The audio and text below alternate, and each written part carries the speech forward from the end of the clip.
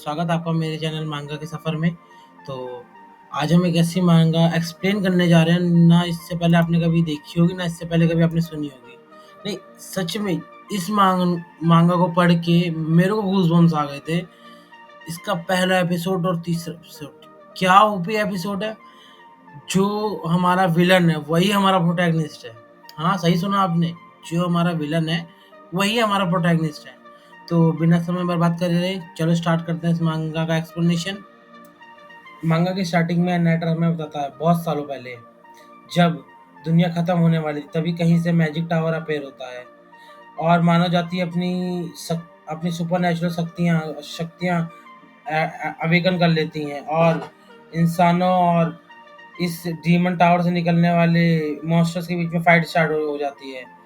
हमारी पुरानी जनरेशन ने जो गलतियां करी वो नई जनरेशन नहीं दोहराती है और मैनकाइंड मानव जाति सोचती है कि एक दिन अच्छाई बुराई पर जीत हासिल करेगी। हमें दिखाया जाता है हमारा डीमन टावर का पहला व्यू और नैरेटर हमें बता रहा होता है कि फाइनली एक हीरो आ चुका है जो एक्सट्रीमली पावरफुल है।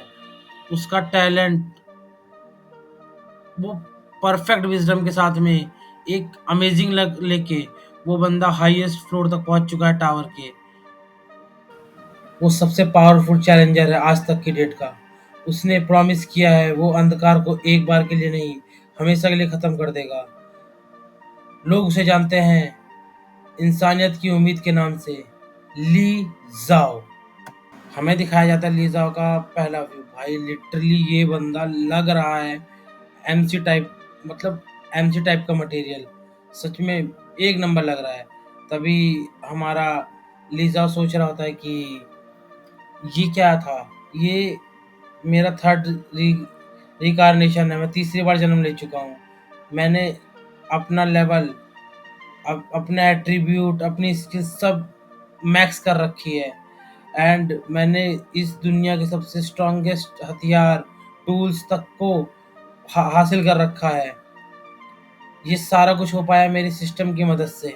सिस्टम ने स्टेप बाय स्टेप मुझे गाइड करा है। अब मैं सब कुछ ख़त्म कर पाऊँगा जब मैं लास्ट फ्लोर को क्लियर कर लूँगा इस मैजिक टावर के। कितना अजीब है कि मुझे अभी तक इस मॉन्स्टर के बारे में कुछ भी दिखाई नहीं दिया। क्या ये सिस्टम की कोई फेलियर है या सिस्टम का कोई ग्लिच है? मुझे अभी तक कोई इन्फॉर्मेशन नहीं मिली इस फ्लोर के मॉन्स्टर के बारे में। तभी पीछे से हमारे एमसी के स्क्वाड का एक बंदा कहता है कि तो लीडर वापस से हवा में कुछ करने लगे। हाँ, मुझे लगता है कि वो किसी लड़की के बारे में सोच रहे होंगे। तभी हमारा एमसी पीछे मुड़ के अजीब सा मुँह बनाते हुए कहता है कि नहीं, नहीं, नहीं, मैं तो ये सोच रहा था कि इस डिमन किंग को कैसे डिफीट करना है। तभी हमारे स्क्वाड मेंबर का एक बंदा कहता है कि ये तो लग रहा है कि आप एक बात बना रहे हो। दूसरा बंदा अपने मन में कहता है तभी कोई शक नहीं है कि आप हमारे लीडर हो।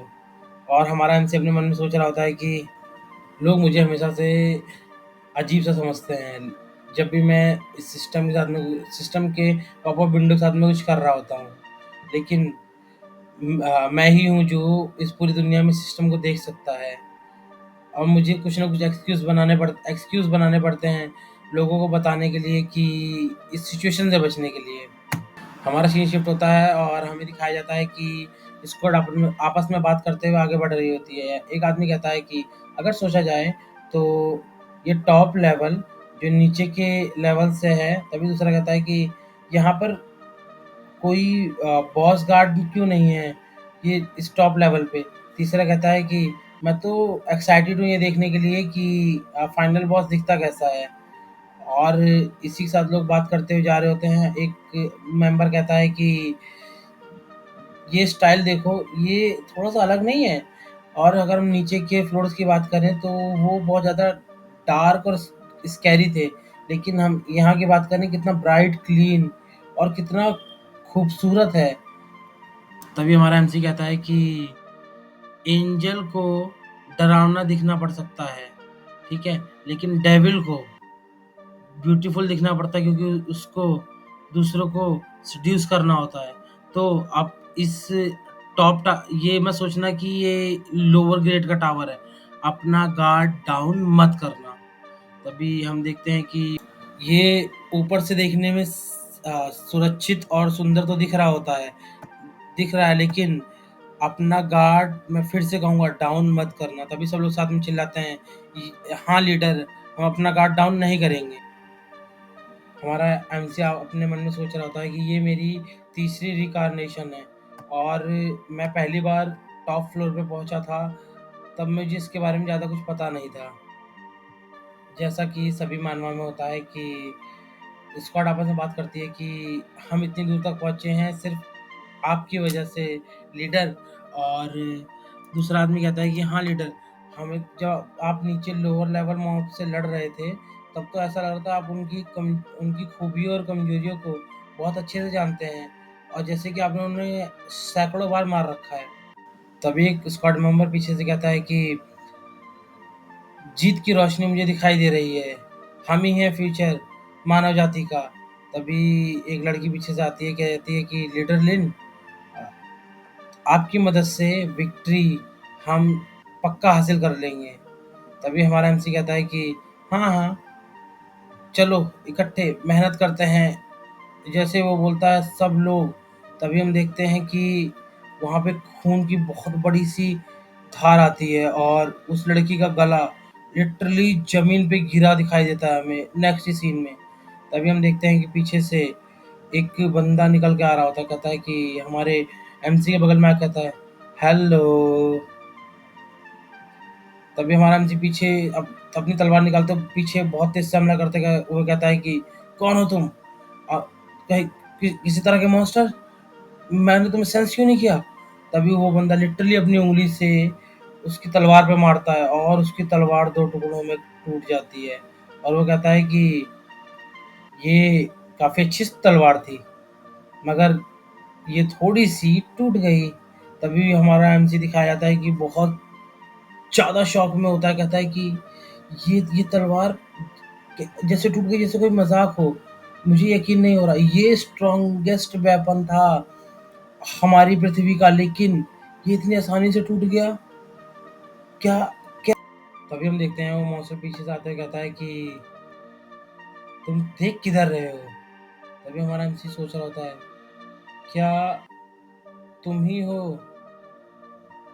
तभी हम देखते हैं कि उस मॉन्स्टर ने उसे बहुत तेज से मारा होता है और वो बहुत दूर आके एक दीवार में लड़के गिरा होता है, उसके आसपास सिर्फ खून बिखरा हुआ होता है। और वो खून फेंकते हुए कहता है कि तो तुम ही हो डीमन किंग। हमें दिखाया जाता है हमारा डीमन किंग, जो भाई लिटरली ओपी लग रहा। नीचे पड़े पड़े हमारा एमसी कह रहा होता है कि ये नामुमकिन है, एक मॉब कैसे एक इंसान का चेहरा ले सकता है, कैसे? तभी हमारा डीमन किंग कहता है कि मैं जीता जागता सबूत हूँ इंसानों के डर का, मगर पता नहीं कैसे मैंने इंसानों की शक्ल ले ली है जब से मैं पैदा हुआ हूँ, और मैं पैदा हुआ हूँ इंसानों के डार्क नेचर से। तभी हमें दिखाया जाता है कि हमारा एनसी एक स्किल एक्टिवेट करता है, maximum level the I of truth. और वो देख रहा होता है कि मैंने इतनी तेज अटैक किया मगर इसकी हेल्थ थोड़ी सी भी माइनस नहीं हुई, ये हो क्या रहा है? मैंने उसको अपना बेस्ट शॉट दिया था मगर उसको थोड़ा सा भी फर्क नहीं पड़ा, ये क्या है?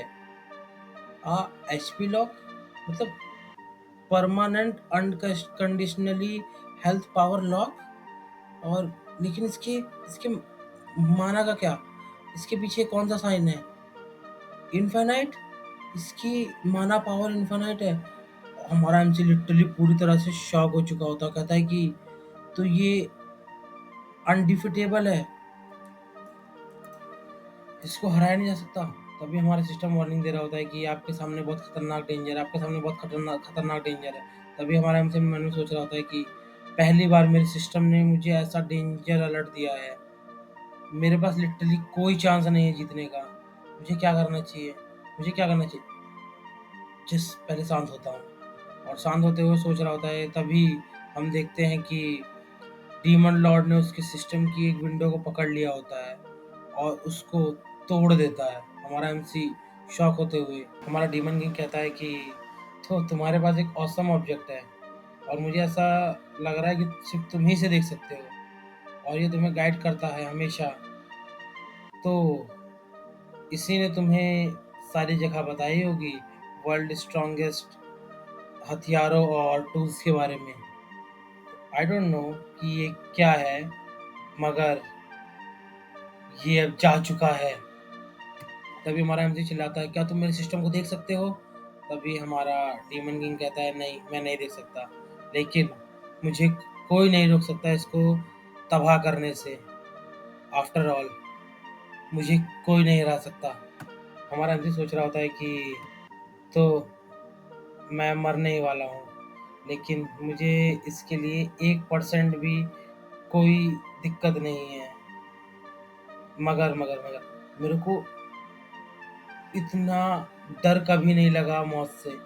इससे पहले भी मैं मर चुका हूँ, लेकिन ये पिछली बार से भी ज़्यादा डरावना है।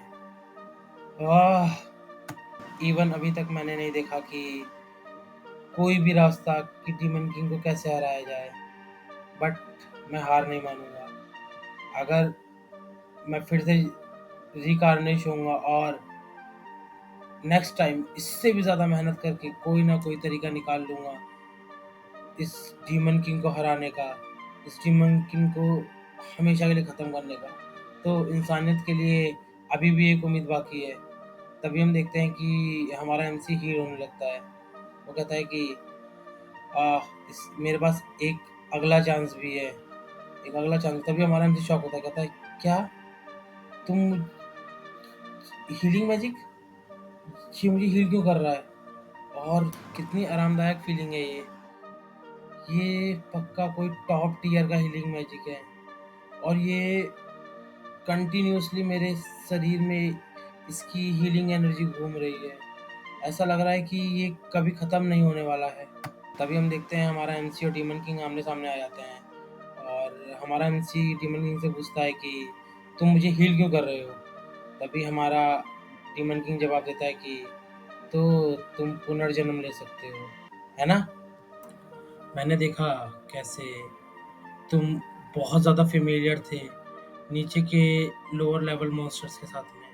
तुम्हें उनकी पूरी नॉलेज थी, उनकी स्किल्स, उनकी वीकनेस। ऊपर मुझे लगा कि तुम्हारे पास कोई पहले से पता चलने वाली स्किल्स है, मगर नहीं। तुम तुम्हारी एबिलिटी ये नहीं है। तुम बिल्कुल भी सरप्राइज़ नहीं हुए जब तुमने मुझे यहाँ देखा।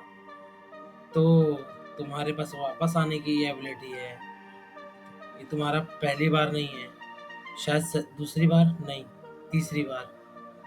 अगर मैंने तुम्हें अभी मार दिया, तुम फिर से वापस आओगे कभी ना कभी समय में और सब कुछ फिर से शुरू करोगे। सही कहा ना? और बार-बार ये ना खत्म होने वाला टाइम लूप है और तुम कभी ना कभी तो मुझे मार दोगे। तो तुम्हारे रिएक्शन से मुझे पता चल रहा है कि मैं बिल्कुल सही हूँ। तो तुम अभी तक इतने शांत नहीं हो जितना तुम दिखाने की कोशिश कर रहे हो। यही रीज़न है मैं तुम्हें मारूँगा नहीं। ना, तुम्हारा आर्मर ये काफ़ी मजबूत आर्मर है ना? और पूरी दुनिया में मेरे अलावा इसे कोई तोड़ भी नहीं सकता। तो जैसा मुझे एक्सपेक्टेड था, जो तीसरी बार मेरी दुनिया में आ रखा है, मेरे टावर में आ रखा है, वो कुछ ना कुछ तो अच्छे सेट लेके आएगा ही आएगा। तभी हमारा एमसी चिल्लाता है, क्यों? क्यों? क्यों? हमारा डार्क लॉर्ड कहता है कि मेरा हीलिंग स्पेल तुम्हें कंटिन्यू हील करता रहेगा। तुम मरोगे नहीं, लेकिन तुम्हारा आर्मर ही तुम्हारा प्रिज़न बन जाएगा। तुम हमेशा इसी में बंधे रहोगे। तुम कभी इससे बाहर नहीं निकल सकते। तुम हमेशा यहीं पे रहोगे, ना ज़िंदा, ना मुर्दा। और हमें दिखाया जाता है हमारा एमसी चिल्लाता है कि क्यों? और उसके आस-पास में पर्पल सी एक लाइट आती है और उसका शरीर लिटरली जलते हुए दिखाया जाता है हमें। हमारा नैरेटर हमें बताता है कि नॉर्मली जो प्रोटैगनिस्ट होता है, वो हमेशा प्रोटैगनिस्ट ऑरा कैरी करता है, और हमारा दिखाया जाता है कि हमारा एमसी जो है वो जल रहा होता है, और हमारा डीमन किंग उसकी तरफ बढ़ रहा होता है और जाके अपनी कुर्सी पे बैठता है। और हमें दिखाया जाता है कि हमारे एमसी की पूरी स्क्वाड ख़त्म हो चुकी है, और उसकी उनके अंदर से वो उनका वही ऑरा निकाल रहा होता है। तभी नैरेटर आता है और हमें बताता है कि सबको लगता है कि वही है प्रोटैगनिस्ट, लेकिन हर स्थिति में ऐसा नहीं होता। तो रियल प्रोटैगनिस्ट है कौन? तो ये बहुत बड़ा सवाल है जिसका आंसर इतना आसान भी नहीं है, मगर कुछ हिस्टोरियन ने आंसर दिया है। जो सबसे आखिर तक खड़ा रहता है वही होता है प्रोटैगनिस्ट। और हमें दिखाया जाता है हमारे डीमन किंग को, जो अपनी कुर्सी पे बैठा होता है और कहता है कि इसीलिए I am the strongest boss. तो भाई लोग, ये था पहला एपिसोड इस मांगा का। यकीन मानिए, मुझे इसे देख के रोंगटे खड़े हो गए। सबसे अलग मानवा लगी मुझे, लिटरली जिसको हम शुरू से लेके एंड तक एमसी समझ रहे थे, बंदा एमसी है ही नहीं है। मैंने शुरू में भी ये चीज़ कही थी, लेकिन इस स्टोरी में आगे क्या होने वाला है, कैसे ये सारे प्लॉट्स आगे बढ़ेंगे, क्या होगा, ये मैं आपको डेली एंड डेली वीडियो लाता रहूँगा।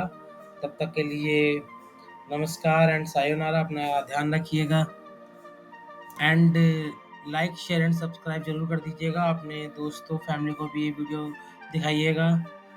गाइस, नया यूट्यूब पे थोड़ा सपोर्ट की नीड है आपकी। Thank you.